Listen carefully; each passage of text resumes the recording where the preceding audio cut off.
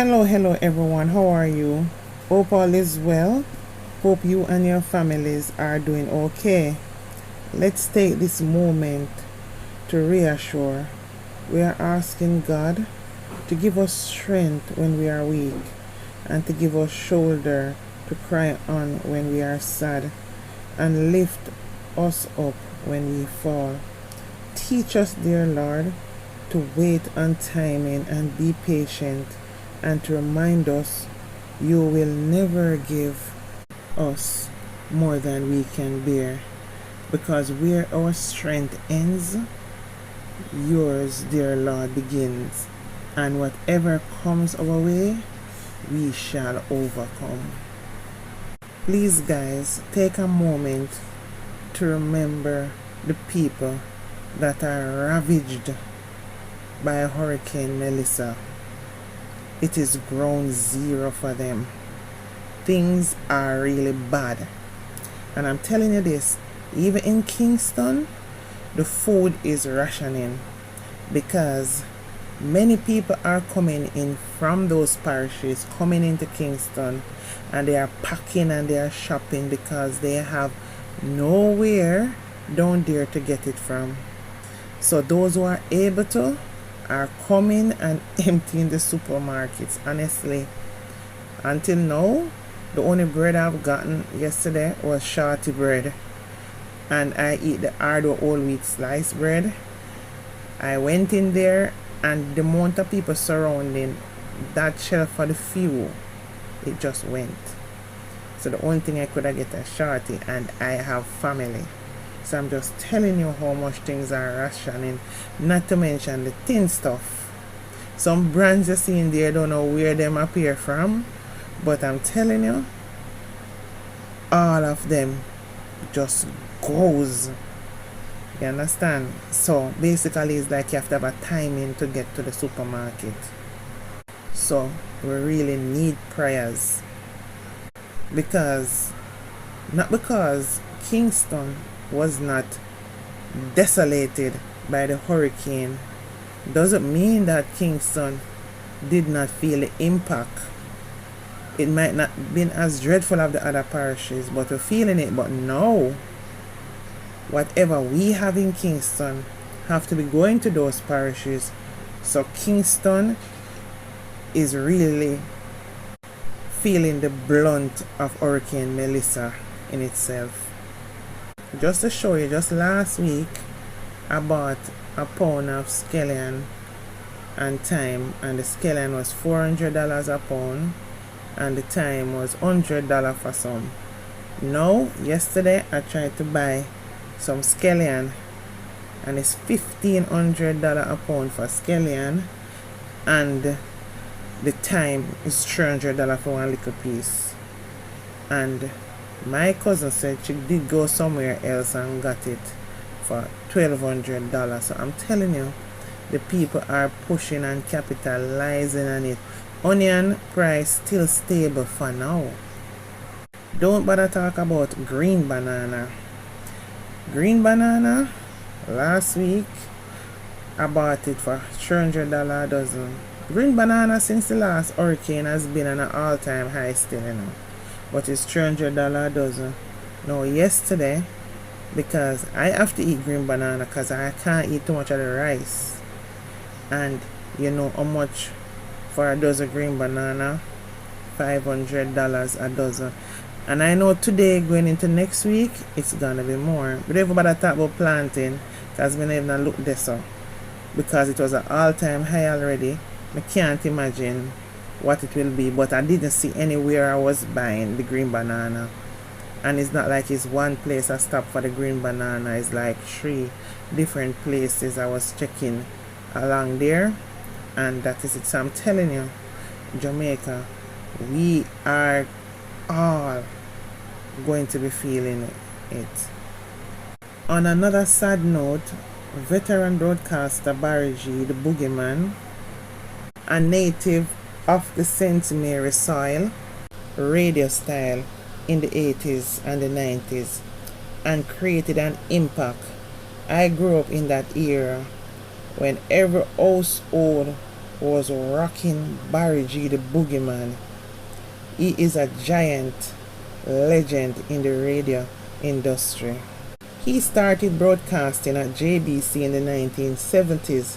After leaving Kingston College, he created a platform to promote reggae and dancehall music. He has been instrumental in launching the careers of many dancehall artists and is said to be the one behind King Yellowman being a superstar at the time. He had the 2 to 6 super mix, that is what we would call the breakout time music that have every household rocking, whether you're at work or on the road or in the marketplace. It was all about Barry G, the Boogeyman. He was the king of radio.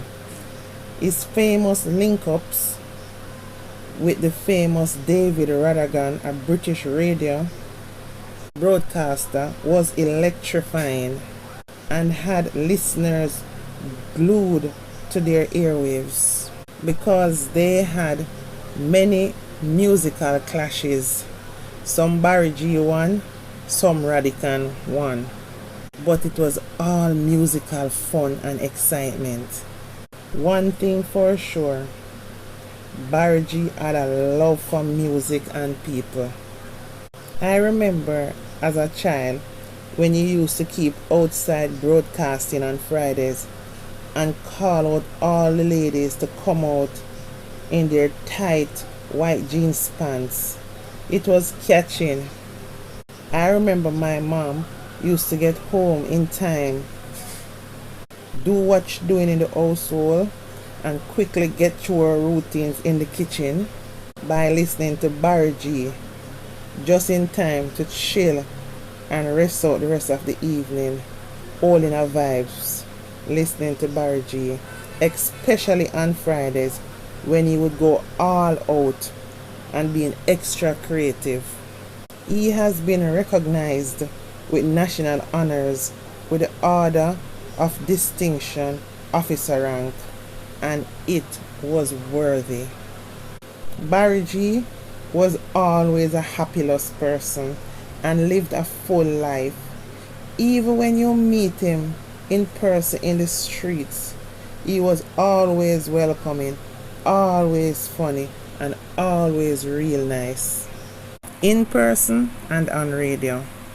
Even when he moved to RGR radio, after he dissed the late Prime Minister Edward Seaga, you see Barry G loved to play around with music. And there was this song at the time, go all a fresh, from you wake up this morning and you don't all a fresh evening, come by you all another water they bout, you is a dirty red. You know guys, you remember that song? Well, one of his stints while playing that song, I guess you would say he went overboard and said that man from Vale Royal need to go all afresh. And he was talking the Prime Minister at the time, Mr. Edward Seaga. So you know what happened there? So that created a stir where in 1987 he got fired from JBC. But because of his popularity, he quickly landed his next job soon after with RJR, as by this he had secured over 1 million listenership. So he became very valuable asset to any radio station, as he had the ears of the people who were faithful to him and would follow him everywhere that he goes. Barry G had the people locked and they loved him for his gimmicks and his style of changing up words musically to make it be catchy, turning a lot of words into phrases. You don't have to ask. Barry G loved radio and his enthusiasm was addictive. So wherever he is, the people will follow.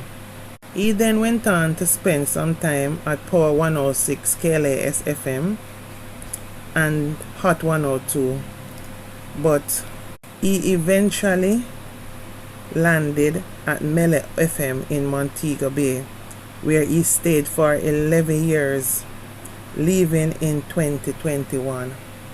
After Barry G left Mena FM, he set up his own radio station, called it Lion FM, and still had a devoted following. However, in his later years, he mostly played gospel songs and promoted a healthier lifestyle. And of course, he still had the people locked. However, he later fell ill and was admitted to the Savlamar Hospital. It's alleged that he passed on from pneumonia, leaving wife Gail and 2 children. However, his first wife, television host Juliana, their relationship ended in divorce. Just explaining that because most people knew of Julian, but she was his first wife. Gail is the second wife.